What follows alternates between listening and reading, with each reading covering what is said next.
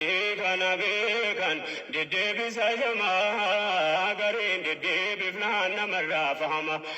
Namni qalbii qabu milkaa'u taajumaa milkee qajeeluma keessa barbaadama. Qawliinsaa ol ta'uu namannaan argama.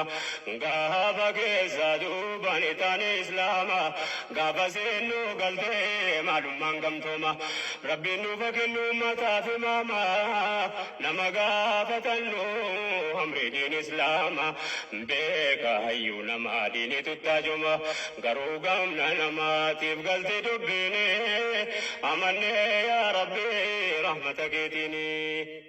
Nasiyaa kume waan baaftanitti baasa ankeessa deddeemee dhimma keenya kaasa nkoosi las gungumu malee maalan baasa angumamna kiyyaa hin dadhabuwaasa akka ta'uu qabnu dhabuun na damaasa marjiyaa dhabuun kun addaan nu facaasa tokkummaa nu dhorkee gargar nu tamsaasa nkaa wargatee seenee firkaan karaa baasa gamtooma dhabuutu akkas nu dhammaasa millaa ergama rabbii hordofuun nu baasa dibdee kana kaasa dubbadhaa ikhwaanii amanne yaa rabbi rahmata keetiini.